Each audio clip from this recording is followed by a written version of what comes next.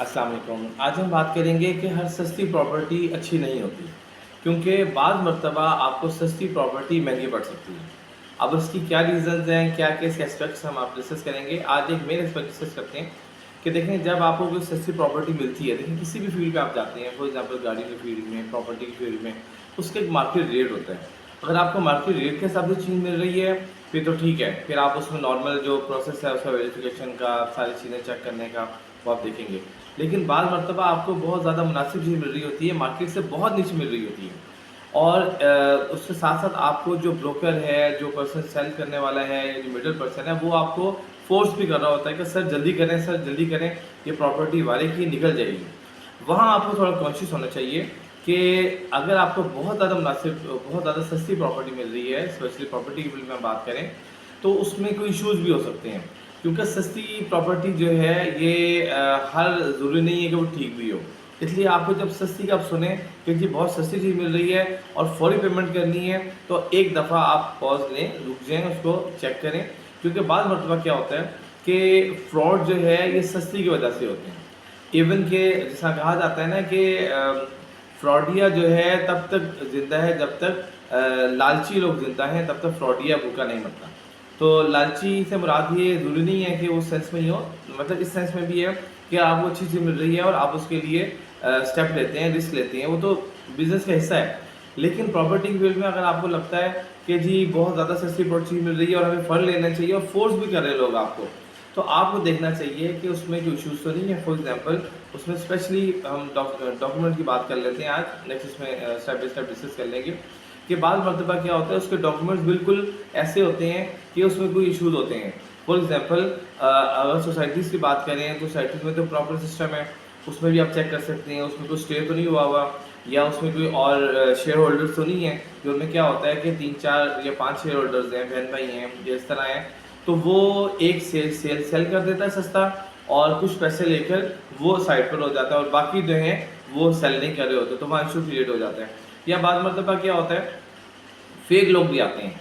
बाद मरतबा इवन आपको शायद आपने पहली दफ़ा सुना हो, ये इससे पहले सुन चुके हों कि इवन के जो इन्वेस्टर्स हैं, जो ब्रोकर्स हैं, जो रियल एस्टेट एजेंट्स हैं, तो डीलर्स के साथ भी हाथ हो जाता है। बाद मरतबा कोई शख्स प्रॉपर्टी सेल करने आता है, डॉक्यूमेंट्स लेकर आता है, इवन के वो अपने आप को ऑनर शो करता है या ऑनर का भाई या रिलेटिव शो करता है और डॉक्यूमेंट देकर उनसे पैसे ले लेता है, टोकन मनी ले लेता है या बयाना ले लेता है। तो और बाद में पता चलता है वो तो फेक था, वो बंदा ही फेक था, तो वो उनके साथ भी हाथ हो जाता है। ज़रूरी नहीं है कि ये बहुत ज़्यादा मंजा हुआ बंदा, बहुत समझदार बंदा ही इसमें मैनेज करता है। बाद दफ़ा वक्त आया होता है या लालच में इंसान आके ऐसे स्टेप ले लेता है, क्योंकि देखें जब आपने पैसे दे दिए, किसी को बयाना दे दिया, तो तब लोगों से वापस लेना जो है बहुत मुश्किल हो जाता है। देना आसान है लेकिन लेना बहुत मुश्किल है। इसलिए पहले थोड़ा-सा इस चीज़ को स्टडी कर लें कि ये सस्ती मिल रही है तो उसकी वजह क्या है?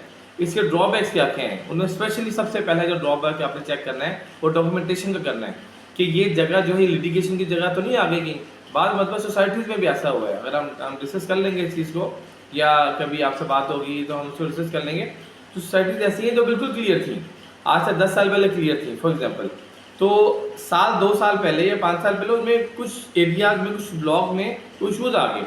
तो वो जो प्रॉपर्टी था जिसमें इश्यूज़ आ गए, वो प्रॉपर्टी अब बहुत ज़्यादा कम रेट पे चली क्योंकि उसका बायर नहीं, क्योंकि प्रॉपर्टी लिटिगेशन में निकले, क्लियर प्रॉपर्टी नहीं रही है।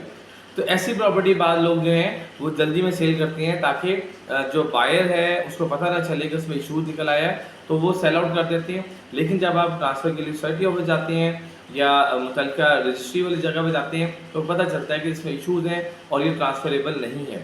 तो तब जो है ज़ाहिर सी बात है, आप एक मेजर अमाउंट दे चुके होते हैं, तो फिर आपके लिए परेशानी हो जाती है। तो इसमें आपने ज़हन रखना है कि हर सस्ती प्रॉपर्टी के पीछे नहीं भागना।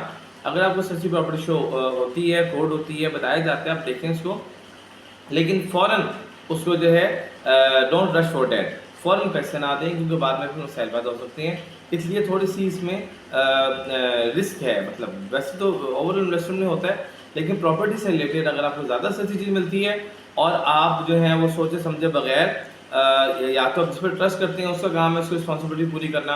आपको अगर ट्रस्ट है कि ये बंदा मेरे साथ फ्रॉड नहीं करेगा, फिर तो ठीक है और आप खुद भी, आपकी वर्किंग होनी चाहिए। लेकिन अगर आपको ज़रा सा भी डाउट है, आप थोड़ा सा पॉज़ लें, रुक जाएँ। नुकसान करने से वेट करना बेहतर होता है।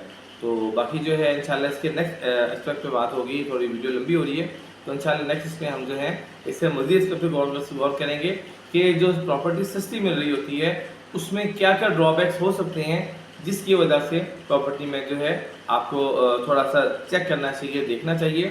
اور اگر آپ انویسٹمنٹ کے لیے اسپیشلی لے رہے ہیں تو اس میں آپ کو ذرا زیادہ محتاط رہنا چاہیے، کیونکہ انویسٹمنٹ کا مقصد یہ ہوتا ہے کہ آپ اس کو ہولڈ کرتے ہیں کچھ عرصے، یا اس کو کنسٹرکٹ کرتے ہیں اور بعد میں سیل آؤٹ کرتے ہیں. تو اس میں جو ہے تھوڑا سا آپ کو دیکھنا چاہیے کہ میں جو پراپرٹی بائی کرنے جا رہا ہوں وہ ہر طرح سے کلیئر ہے، کسی طرح کے ایشوز نہیں ہیں. تو جو ہے پھر آپ اس میں اسٹیپ لیں. تو انشاءاللہ نیکسٹ ویڈیو میں ہم اس کو ڈسکس کریں گے. اپنا خیال رکھیے گا. السلام علیکم.